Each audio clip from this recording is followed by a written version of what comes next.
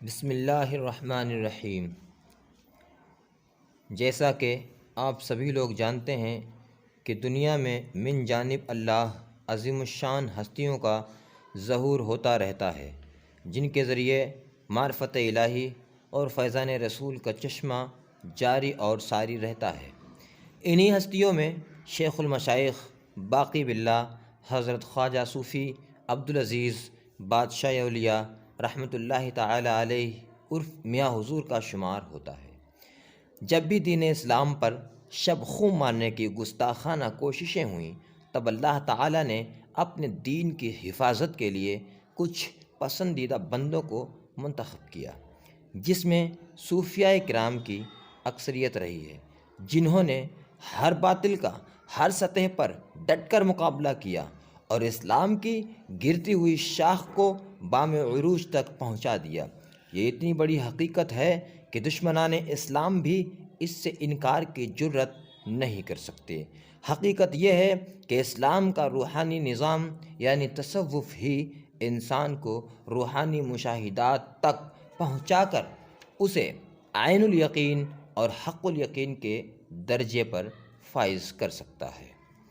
حقیقت تو یہ ہے کہ کسی بزرگ کی حیات کے ہر پہلو کو خلق خدا کے لیے ظاہر کرنا مشکل ہی نہیں، ناممکن ہے، کیونکہ ان کی استغراقی کیفیت کو لفظوں میں بیان نہیں کیا جا سکتا۔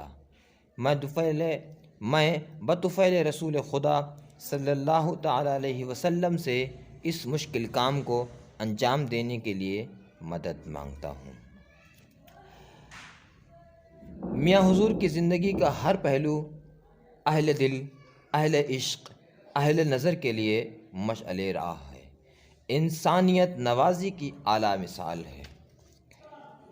سرکار میاں حضور کی تمام حیات جاننے کے لیے ان کے عاشق بے چین رہتے ہیں، یا وہ یوں کہیے کہ میاں حضور نے جس کو جو عطا کیا وہ اس کی امانت ہے، لیکن وقت کا تقاضا ہے کہ اب چاہنے والوں کو آپ کی سوانح حیات کو جاننے کا شوق خیال آتا ہے تو ایک کمی سی محسوس ہوتی ہے۔ تو آئیے اس کمی کو دور کرنے کی کوشش کرتے ہیں۔ ایک نظر حالات زندگی عبدالعزیز بادشاہ اولیاء پر۔ ولادت باسعادت۔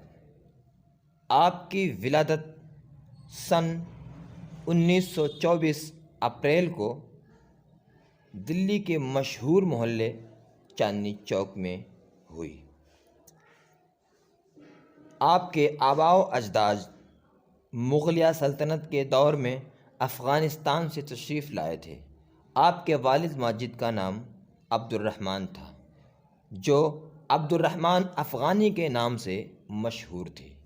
آپ کی ماں بہت ہی نیک سیرت، اعلیٰ خصلت کی مالکہ تھی، ہمیشہ روزہ رکھتی تھیں اور صوم و صلات کی پابند تھیں، اور بعد نماز فجر اللہ تعالیٰ کے پاک کلام کی تلاوت ہمیشہ کیا کرتی تھیں۔ آپ رزق حلال اور پردہ داری کا بے حد خیال رکھتیں اور میاں حضور کے لیے ہمیشہ دعا کیا کرتیں۔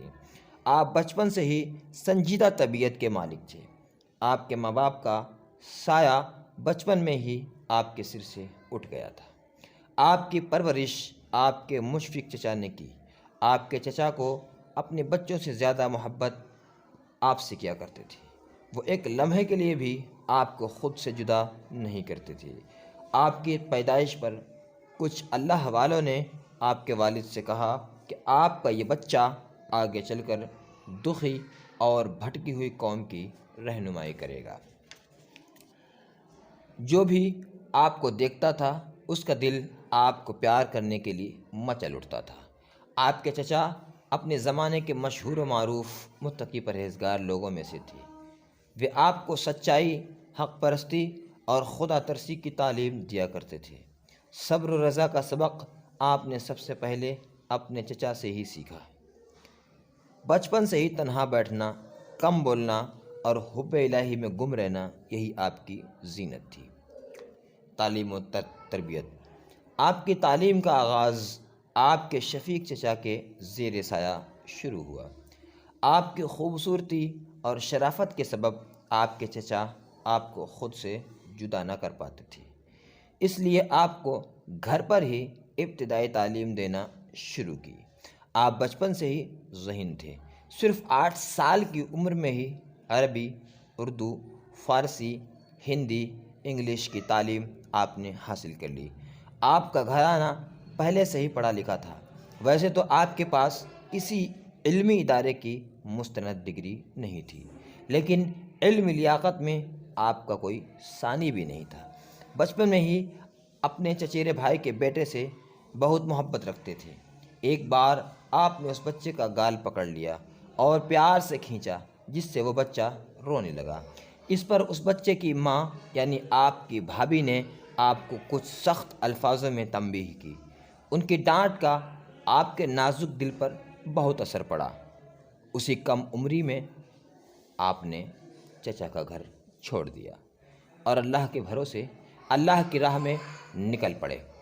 دراصل ڈانٹ تو ایک بہانہ تھی، خدا کو اپنے مقبول بندے کو دنیا سے نکالنا مقصود تھا۔ 10 سال کی عمر میں آپ نے گھر چھوڑا۔ کہنے کو تو آپ 10 سال کے تھے اور زیادہ راہ بھی کچھ پاس نہ تھا، لیکن جس کے پاس کچھ نہیں ہوتا ہے اور جس کا کوئی نہیں ہوتا، کہتے ہیں کہ اس کا خدا ہوتا ہے۔ اللہ رب العزت کے کرم سے آپ خیر و عافیت سے بمبئی پہنچ گئے۔ رزق حلال کی تلاش میں آپ ایک بیکری میں منشی گیری کرنے لگے۔ آپ بچپن سے ہی ایک لمحے کے لیے بھی یاد الہی سے غافل نہ ہوتے۔ آپ اپنا کام نہایت ایمانداری اور سچائی کے ساتھ کیا کرتے تھے۔ آپ کا تقوی و طہارت دیکھ کر بیکری کے مالک آپ سے بہت متاثر ہوئے اور آپ سے بے حد عقیدت رکھنے لگے۔ کچھ ہی دنوں میں آپ کی دوستی احمد سیٹھ نور الدین اور احمد کباڑی اور منصور ابا ممبئی والوں سے ہو گئی۔ یہ سبھی دادا میاں حضرت خواجہ مخدوم محمد حسن شاہ سے مرید تھے۔ قبلِ عالم دادا میاں جب حج کی بابت ممبئی پہنچے تو لوگ ذوق در ذوق دادا میاں سے ملنے جا رہے تھے۔ آپ بھی ایک اپنے دوست کے ہمراہ حضور دادا میاں سے ملنے گئے۔ آپ کو دیکھ کر دادا میاں نے فرمایا، خدا کسی صدف میں موتی پیدا کرنا چاہتا ہے تو سمندر کی تہ میں گرمی پیدا کرتا ہے۔ صدف گرمی کی شدت سے پانی کی سطح پر آ جاتی ہے اور اللہ کی رحمت ابر نساء بن کر برستی ہے۔ پانی کی بوند صدف کے منہ میں گرتی ہے اور وہ موتی بن جاتی ہے۔ محبت کے لیے کچھ خاص دل مخصوص ہوتے ہیں، یہ وہ نغمہ ہے جو ہر ساز پہ گایا نہیں جاتا۔ عشق سب سے پہلے معشوق کے دل میں پیدا ہوتا ہے، جیسے اگر شمع روشن نہ ہو تو پروانہ کوئی نہیں جلتا، یعنی شمع پہلے جلتی ہے پھر کہیں پروانہ جلتا ہے۔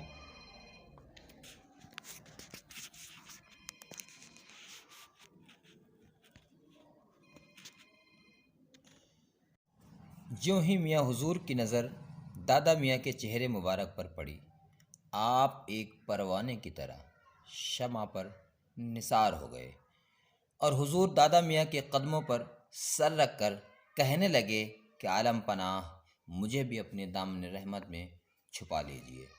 دادا میاں نے یہ شعر پڑھ کر آپ کو مرید کیا۔